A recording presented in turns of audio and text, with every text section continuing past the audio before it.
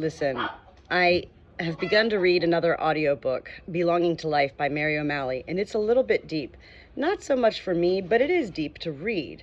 So I'm taking a little break today and starting another new book. This is much more of a fun book. I've never read it before. This is one of the first books I'm choosing to read that I've never read before. My mom gave me this book years ago. I always write, in the front of these books. My mom gave me this book. She said she thought it sounded like me. I go, but it's about death. She's like, yeah. So anyway, the name of this book is Hereafter by Hudson. I'm going to start with chapters 1 and 2 because I did open the book and they seem like really short chapters. I'll go ahead and upload one chapter a day to my social media playlists under the title of the book. Hereafter. It's about a lady that has dreams, I think, and she dreams of somebody's death. I don't know. Let's get started. We can dive in together because this is all unknown waters to me right now. The Good Shepherd, Natalie. Welcome to my small hobby farm. Everybody's not so quiet right now. It's the morning hour and yet they're settling into the day. So I thought, let me go ahead and do a little reading. Chapter 1. They say you have to get into character, and this is what I love about reading a book I've never read. I don't even know what character I'll be getting into, so it'll be interesting to see how each chapter I, as the reader, progress. Make sense? It's called acting, and, we don't have to be in Hollywood to be actors. We are human by nature, which means we are all actors by God-given nature. It was the same as always, but different from the first time. It felt as if my sternum was a door into which someone had roughly shoved a key and twisted. The door, my lungs, wanted to open, wanted to stop fighting against the twist of the key, that primitive part of my brain, the one designed for survival, wanted me to breathe. But a louder part of my brain was also fighting any urge that might let the water rush in. The black water seized and scrambled and found purchase anywhere it could. I kept my lips pressed together and my eyes shut tight, though I desperately needed sight to escape the nightmare.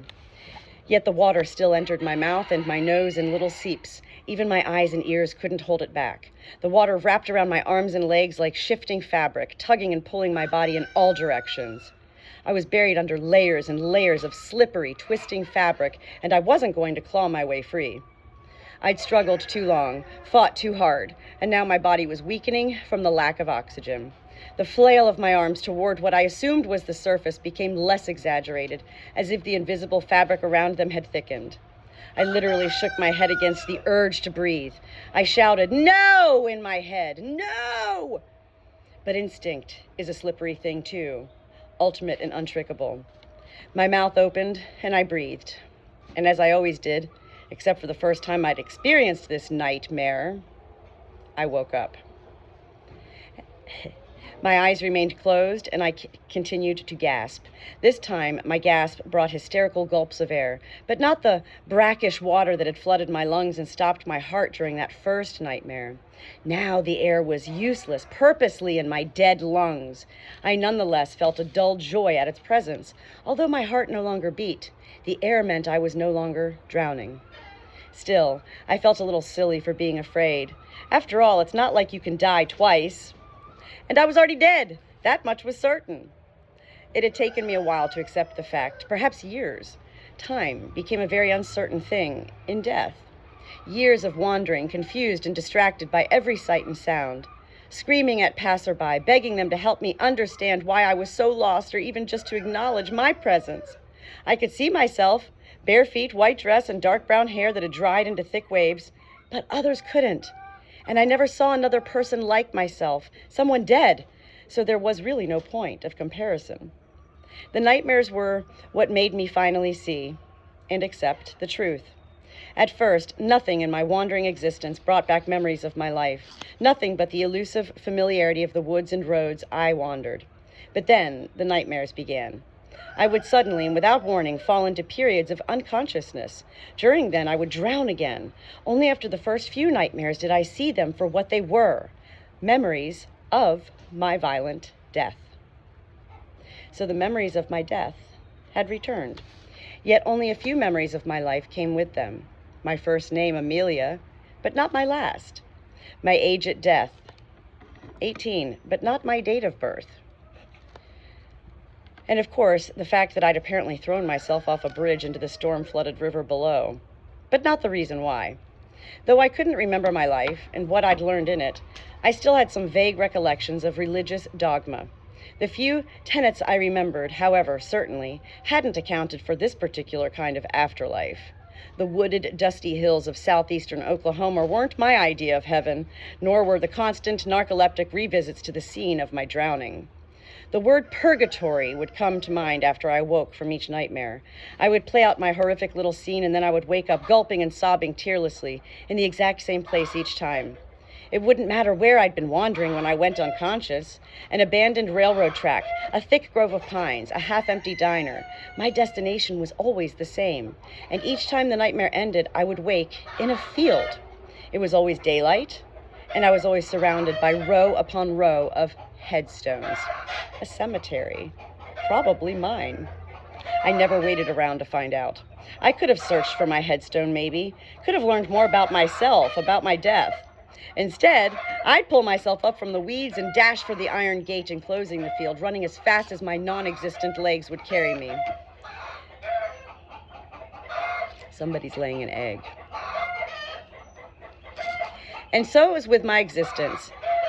A montage of aimless wanderings, an occasional word spoken to an unhearing stranger, and then the nightmares and subsequent hasty escapes from my waking place. Until this nightmare.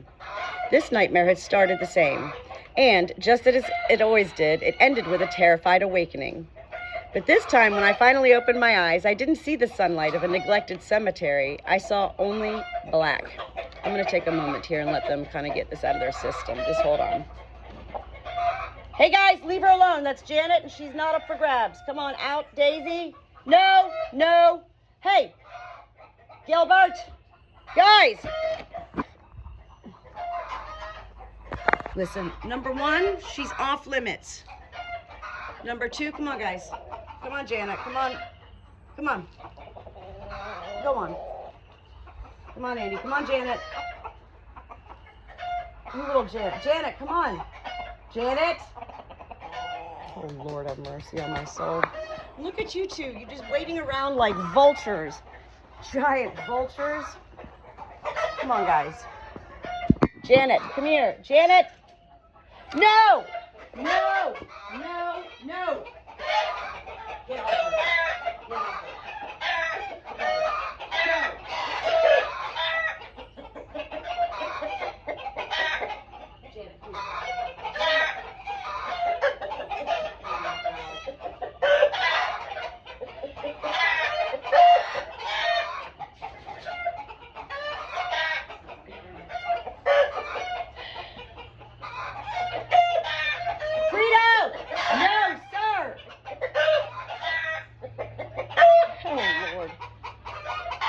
Whoa, whoa, whoa.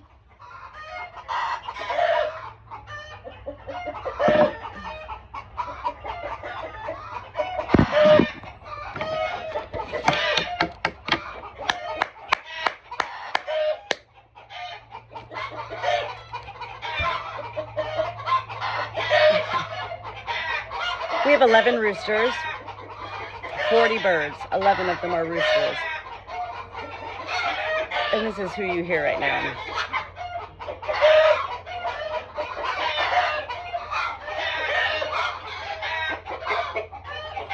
It's also the hens. All right, everybody! Enough!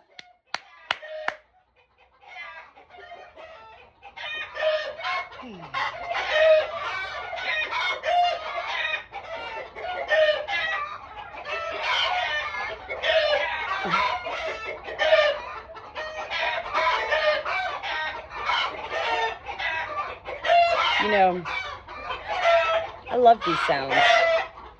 I know not many people even listen to these audiobooks that I upload, and yet I do have a few people that have come through and they go, listen, we really like what you're doing, but we can't stand the roosters. And I'm like,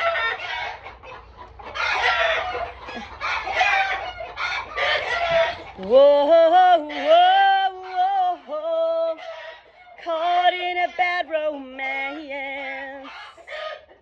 Shana Hubala. Just taking a look around into the woods, looking at the cows. They're settling down. Do you hear their energy? I feel it. Every single life on this farm is so in tune with my energy. They have taught me how to pace my own self. Listen. Though I couldn't remember my life and what I'd learned in it, I still had some vague recollections of religious dogma.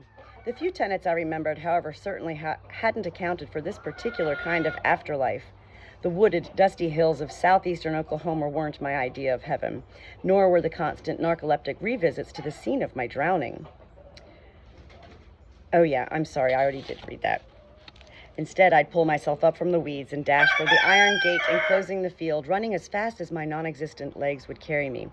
And so it was with my existence, a montage of aimless wanderings, an occasional word spoken to an unhearing stranger, and then the nightmares and subsequent hasty escapes from my waking place. Until this nightmare. This nightmare had started the same, and just as it always did, it ended with a terrified awakening. But this time when I finally opened my eyes, I didn't see the sunlight of a neglected cemetery. I saw only black.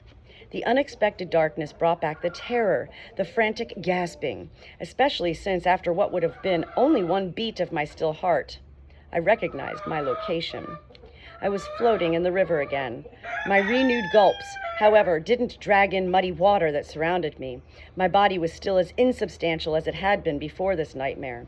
It floated, unaffected by the drag and pull of the angry water. This time things were different, although the dark, twisting scene looked almost the same as it did in each of my horrible dreams. Almost. Because this time, I wasn't the one drowning. He was. Oh, all right, let's go on to chapter 2. It's another short chapter, and we'll stop there for today.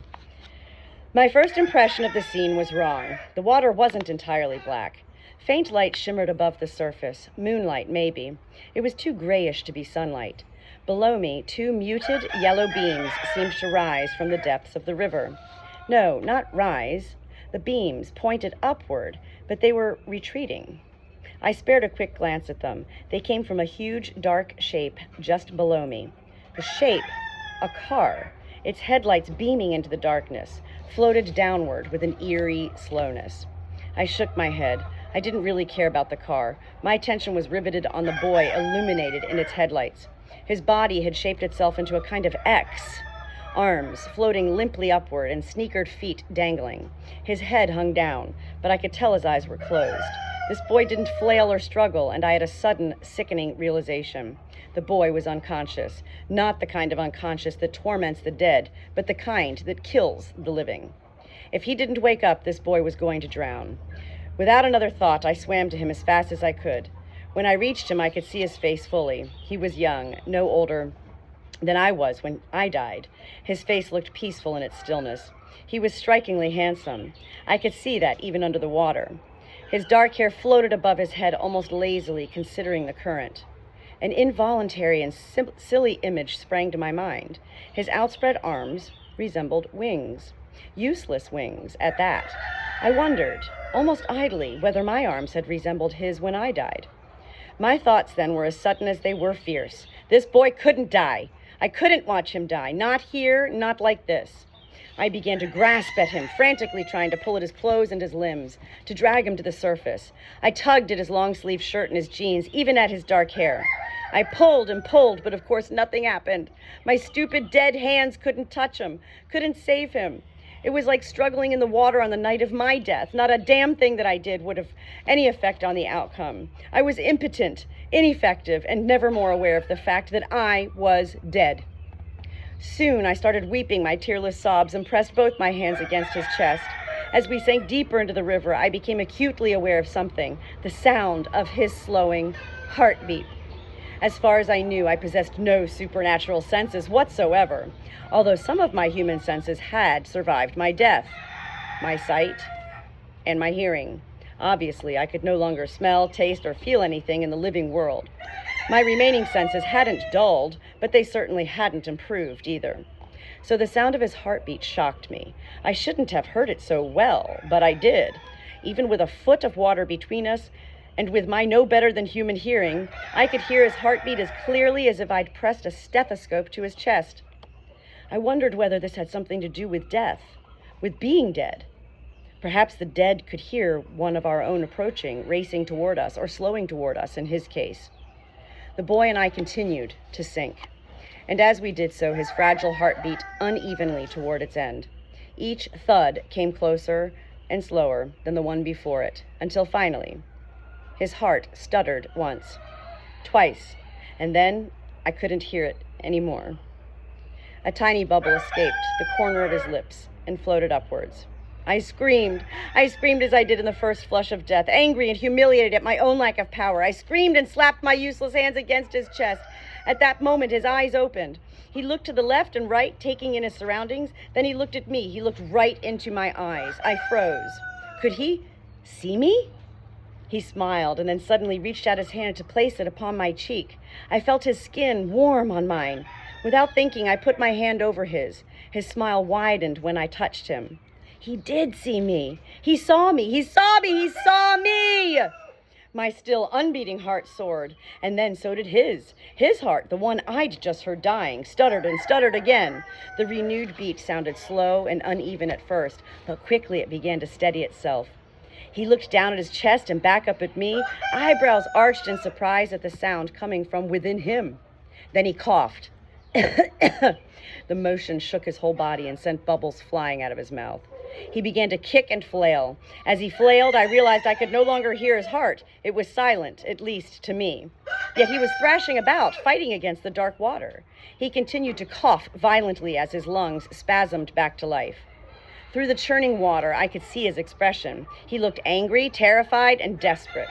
I recognized that look. I had once felt that look. This boy was alive. He was alive, and he didn't want to die. "Swim!" I screamed at him suddenly. "Up! Out!" He didn't look at me, but he began to scissor his legs and grab at the water above his head as if he were climbing out of a pit. Unlike my efforts on the night of my death, however, his struggles worked. He began to float upward toward the surface of the river. I'd never felt a wave of relief like this, not in a million nightmare wakings, not in a million of those gasps that proved I was no longer drowning. "Up!" I screamed again, this time with joy. He continued to claw his way up, not once looking back at me or at the sound of my voice as I followed him effortlessly. Perhaps to him I was once again other, different, dead. For the moment, I couldn't have cared less. He would live. He wouldn't die in this cold, wet pit like I had. That was more than enough. It felt like an eternity until he broke the surface of the river, but he did. In the night air, he choked and sputtered and gasped, flapping his arms against the water as if he were trying to fly away from it. I floated beside him, entirely unaffected by the current or the churning his movements had created. When he sucked in a huge breath of air, I actually laughed aloud and clapped my hands together. Then I clapped my hands over my mouth. I'd never laughed, not once since my death. "Josh! Josh!" The unfamiliar voice startled me. Someone had called out across the river to us. Well, to the boy anyway. I turned away from him almost unwillingly and saw a cluster of figures on the riverbank behind us. "Josh!"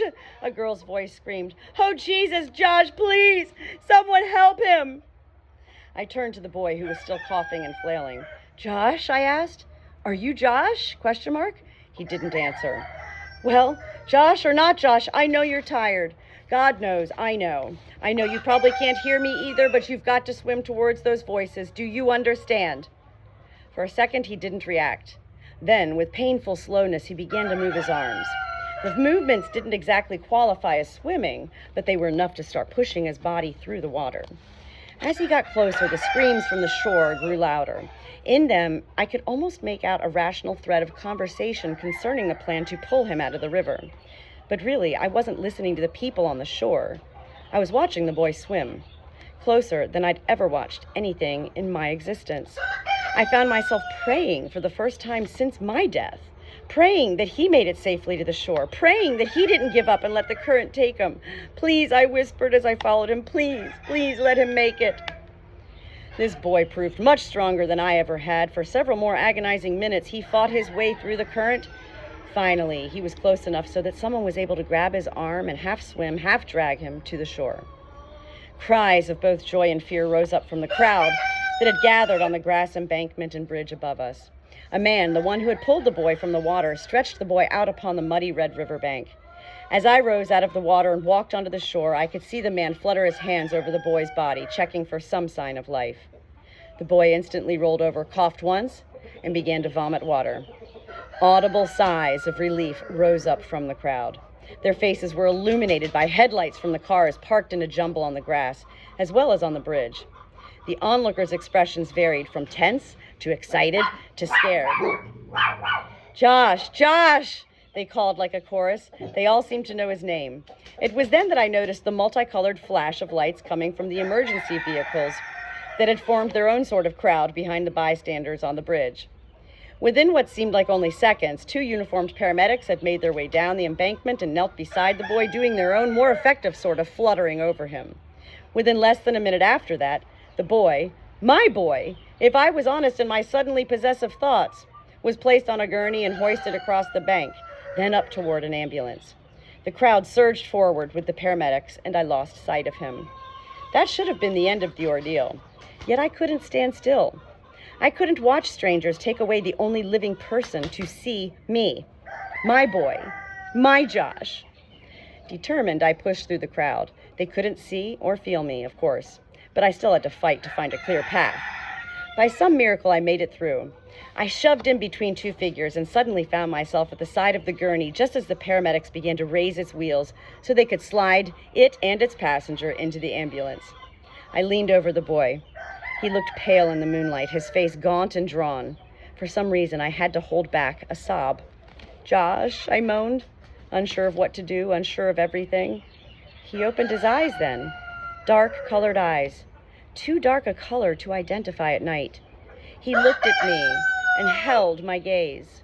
In the moment before the paramedics moved him out of my sight, possibly forever. "Joshua," he croaked, his voice rough from the river water. "Call me Joshua." Then the gurney was shoved into the ambulance, the door slammed shut, and he was gone. I stood there on the riverbank motionless. Some of the onlookers remained after the departure of the ambulance, milling around to discuss what I could only assume was the near tragedy.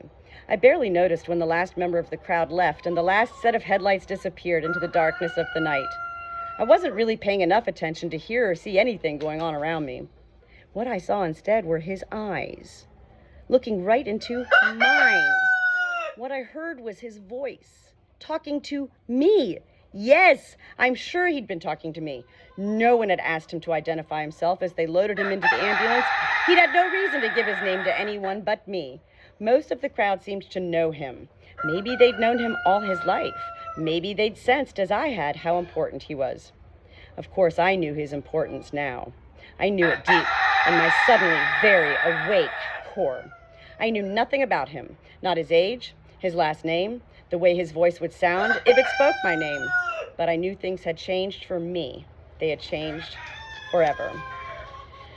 We made it! 23 minutes. The first 2 chapters. Ooh, I'm loving this book. I'm so excited. I needed a little change from that really deep spiritual awakening, Belonging to Life by Mary O'Malley book. And just as I finished chapter 2, here come the sheep, my freshly sheared sheep, itchy as can be and wanting to have some love. Chapters 1 and 2 in the books.